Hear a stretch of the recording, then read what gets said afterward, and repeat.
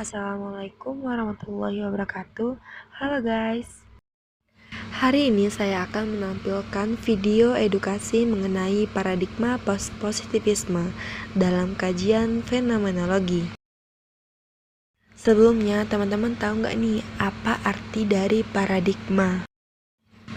Paradigma adalah cara pandang orang terhadap diri dan lingkungannya yang akan mempengaruhi dalam berpikir, bersikap, dan bertingkah laku. Selanjutnya, pengertian dari paradigma post-positivisme. Aliran yang ingin memperbaiki kelemahan pada positivisme disebut post-positivisme.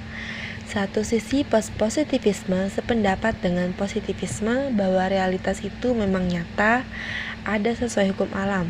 Tetapi pada sisi lain, post-positivisme berpendapat manusia tidak mungkin mendapatkan kebenaran dari realitas apabila peneliti membuat jarak dengan realitas atau tidak terlibat secara langsung dengan realitas. Selanjutnya ada sejarah post-positivisme. Seiring dengan berjalannya waktu dan peristiwa pada tahun 1970, lahirlah gugatan pada kebenaran positivisme. Pemikiran tersebut dinamai post-positivisme. Asumsi dasar lahirnya post-positivisme antara lain: fakta tidak bebas melainkan bermuatan teori. Kedua, validitas teori. Ketiga, fakta tidak bebas melainkan penuh dengan nilai. Yang keempat, interaksi antara subjek dan objek penelitian. Berikutnya adalah tokoh dari paradigma post-positivisme. Yang pertama ada Karl R. Popper.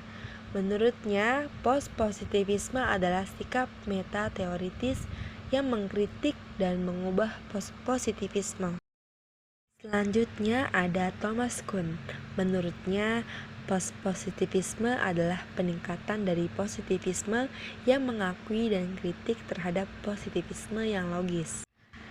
Aspek ontologi, epistemologi, dan metodologi pada paradigma post-positivisme.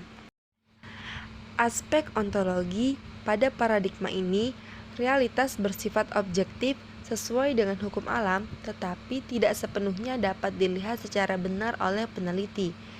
Jika dilihat dari aspek epistemologi, modifis, dualis, objektivis, interaksi, dan netral. Jika dilihat dari aspek metodologi, pada paradigma ini, pengamatan secara natural dengan metode analisis kualitatif dan menggantungkan diri pada teori. Lantas bagaimana sih paradigma post-positivisme ini dalam kajian fenomenologi?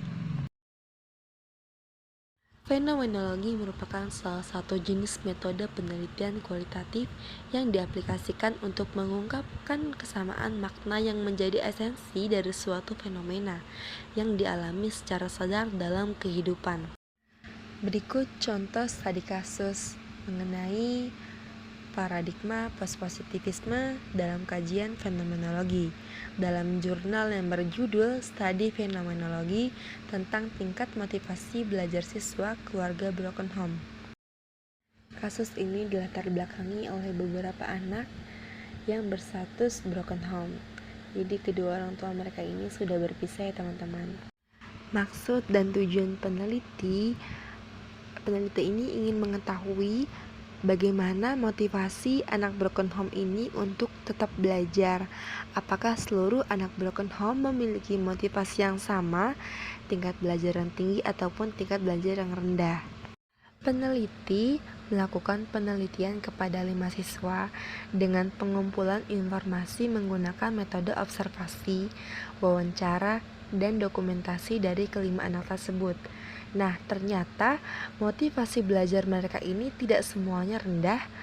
Motivasi belajar dari kelima anak ini yang berasal dari keluarga broken home tidak sama dan masing-masing anak ini berbeda gitu. Dari hasil penelitian, satu anak memiliki motivasi belajar yang tinggi. Nah, mengapa? Karena walaupun sudah bercerai kedua orang tuanya, sang ibu tetap mengawasi dan menanyakan hasil belajar dari sang putrinya. maka dia memiliki motivasi belajar yang cukup tinggi. Dari hasil wawancara peneliti juga terdapat siswa laki-laki yang menjadi objek peneliti juga berasal dari keluarga broken home. Dia ini tinggal hanya bersama dengan kakek dan neneknya yang sudah cukup tua. Dan kakek dan neneknya pun jarang mengawasi dan mengontrol proses belajarnya di sekolah. Seorang anak cowok ini juga sering membolos dan tidak masuk sekolah karena kalau bisa dilihat dari kakek dan neneknya pun tidak mengawasi dan juga tidak mengontrol proses belajarnya gitu. Jadi peneliti dapat menyimpulkan siswa laki-laki ini memiliki motivasi belajar yang rendah. Dari sini dapat disimpulkan bahwa belajar pada seorang anak broken home ini dipengaruhi oleh lingkungan keluarganya.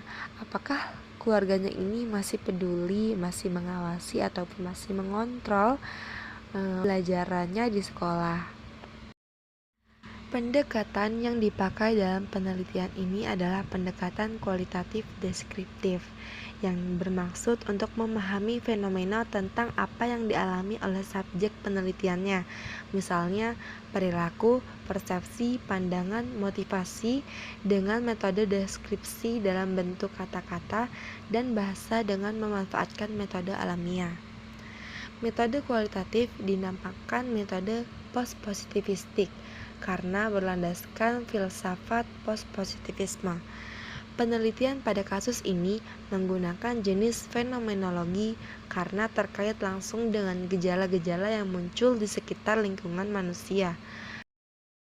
Alasan saya memilih kasus ini, dalam kasus tersebut peneliti menggunakan paradigma post-positivisme, di mana di sini saya sedang membahas mengenai paradigma post-positivisme karena metode yang digunakan sesuai dengan paradigma post-positivisme ini yaitu dengan metode kualitatif.